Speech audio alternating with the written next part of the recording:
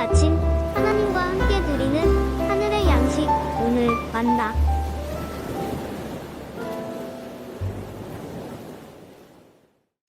주께서 나의 비방과 수치와 능욕을 아시나이다.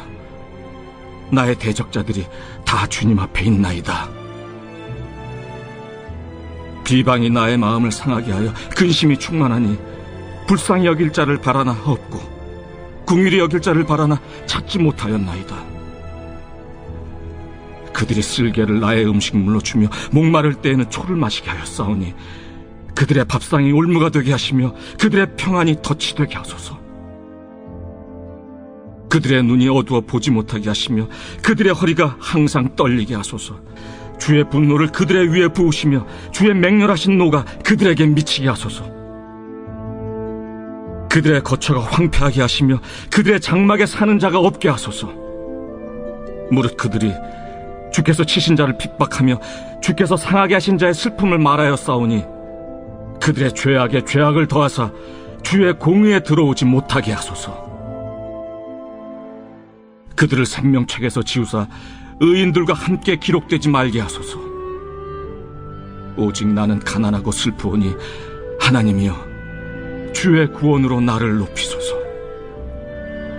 내가 노래로 하나님의 이름을 찬송하며 감사함으로 하나님을 위대하시다 하리니 이것이 곧 뿔과 굽이 있는 황소를 드림보다 여호와를 더욱 기쁘시게 함이 될 것이라. 곤고한 자가 이를 보고 기뻐하나니 하나님을 찾는 너희들아 너희 마음을 소생하게 할지어다. 여호와는 궁핍한 자의 소리를 들으시며 자기로 말미암아 갇힌 자를 멸시하지 아니하시나니 천지가 그를 찬송할 것이요 바다와 그 중에 모든 생물도 그리할지로다. 하나님이 시온을 구원하시고 유다 성읍들을 건설하시리니 무리가 거기에 살며 소유를 삼으리로다. 그의 종들의 후손이 또한 이를 상속하고 그의 이름을 사랑하는 자가 그 중에 살리로다. 우리는 지난 새벽에 이어 시편 69편의 말씀을 살펴보고 있습니다. 1절과 2절의 말씀을 보면 다윗은 고통 중에 있는 자신의 상황을 마치 큰 물이 자신을 덮쳐 자신의 힘으로는 도무지 빠져나올 수 없는 깊은 수렁 가운데 있는 상태라고 표현하고 있습니다. 까닭없이 나를 미워하는 자가 나의 머리털보다 많고 부당하게 나의 원수가 되어 나를 쓰러뜨리고 죽이려 하는 자가 많으며 내가 빼앗지도 아니한 것도 물어주게 되었다며 다윗은 무고한 자신의 상황을 하나님께 아뢰며 또 탄원하기도 하였습니다. 그러나 다윗은 까닭없이 발생되는 것 같은 이해할 수 없는 상황 가운데서 하나님을 떠난 자신의 우매함과 죄를 발견하고 있다는 것이죠. 하나님 앞에서 자신을 숨기거나 자신의 허물을 감출 수가 없었습니다. 숨김없이 낱낱이 드러나는 자신의 어리석음과 죄 앞에서 다윗은 하나님의 속량과 인자와 구원을 간절히 바라고 있는 것이죠. 반면에 원수들은 다윗을 정죄하였습니다. 다윗의 죄를 빌미로 그를 쓰러뜨리고 죽이려고 하였죠. 그런데 사실 원수들의 이러한 행동은 단순히 다윗을 겨냥하고 있는 것만은 아니었습니다. 하나님께서는 다윗과 언약을 맺으셨죠. 다윗의 후손으로 오실 메시아, 예수 그리스도를 통하여 하나님의 나라를 세우시고 그 나라를 영원히 견고하게 하시겠다 하나님은 약속하셨습니다. 그런데 원수들은 무엇을 하고 있습니까? 하나님께서 다윗과 맺으신 그 언약이 성취되지 못하도록 다윗의 우매함과 죄를 앞세워 다윗을 비방하고 대적할 뿐 아니라 그와 언약을 맺으신 하나님을 대적하고 있는 것이죠. 다윗의 후손으로 오실 예수 그리스도를 통하여 하나님께서 세우실 하나님의 나라가 세워지지 못하도록 하나님의 일을 막아서고 있는 것입니다.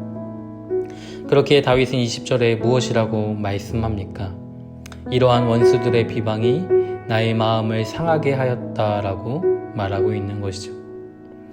다윗은 자신의 우매함과 죄로 인하여 주를 바라고 또 주를 찾는 자들이 수치를 당하거나 욕을 당하는 것이 두려웠습니다. 자신의 어리석음과 죄로 인하여 하나님의 영광이 가리워지고 하나님과 맺은 언약의 말씀이 파기되고 성취되지 못할까 그는 두려웠죠. 그렇기에 상한 마음을 가지고 하나님께 간구하고 있는 것입니다. 다윗은 원수들로부터 자신의 생명을 부지하기 위해 하나님께 간구하지 않았습니다. 자신의 어리석음으로 인해 하나님의 영광이 훼손되거나 자신의 죄로 인하여 하나님의 뜻이 이루어지지 못하는 일들이 없도록 하나님의 인자와 하나님의 구원의 은혜를 간절히 사모하고 있는 것이죠. 하나님의 은혜에 대한 목마름, 하나님의 의가 이 땅에 실현되기를 간절히 사모하는 그 마음이 다윗에게는 있었다라는 것입니다.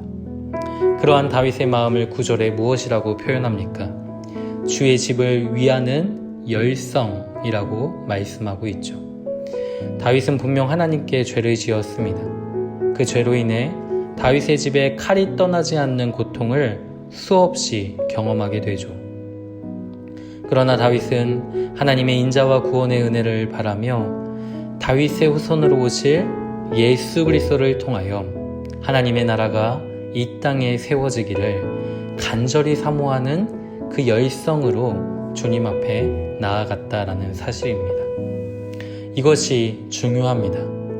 흔들리고 넘어지고 실패할 수 있습니다. 그러나 자신을 향한 정죄에 둘러싸여 자신을 감추거나 숨기려 해서는 안 됩니다.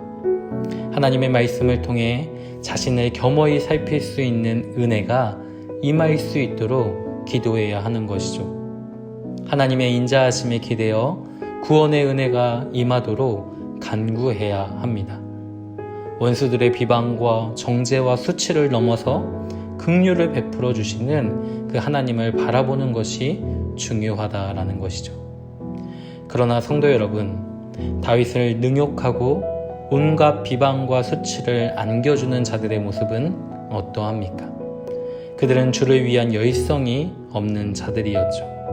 하나님의 인자와 구원의 은혜에 대한 사모함이 전혀 없는 자들입니다. 하나님은 계속해서 은혜를 베풀어 주시지만 그들은 하나님의 은혜를 거절하고 무시합니다. 하나님의 것을 은혜로 받아 누리며 살아감에도 불구하고 자신의 우매함과 죄를 깨닫지 못하고 무엇이 하나님과 원수된 것인지 알지 못한 채 자신의 욕망에 붙들려 살아가는 것이죠. 다윗은 이러한 자들에게 하나님의 공의가 실현되기를 구하고 있습니다. 하나님의 공의가 실현되기를 바라는 다윗의 기도가 다소 거칠게 우리에게 느껴질 수도 있습니다. 그러나 하나님의 은혜를 거절하고 무시하며 하나님의 말씀을 업신여기는 자들에게 하나님의 심판은 피할 수 없는 것이죠. 그렇게 우리는 하나님의 은혜에 대한 목마름으로 하나님께 나아가야 합니다. 원수들의 비방으로 마음이 상하고 목마름 가운데 있는 자에게 쓸개와 초를 먹이고 마시게 하는 것이 원수들의 모습이지만 하나님의 의가 이 땅에 실현되기를 소망하며 우리는 주님 앞에 전진하며 나아가야 합니다. 예수님은 우리의 상함과 고통을 가장 잘 아십니다. 왜냐하면 육신의 몸을 입고 이 땅에 오신 예수님은 우리와 똑같이 시험을 받으셨고 고난을 당하셨기 때문이죠. 주께서 시험을 받아 고난을 당하셨기에 시험받는 자들을 능히 도우실 수 있습니다. 33절의 말씀함과 같이 하나님은 궁핍한 자의 소리를 들으시죠. 갇힌 자를 멸시하지 않으십니다. 공의와 은혜로 이 땅을 통치하여 주신다라는 것이죠.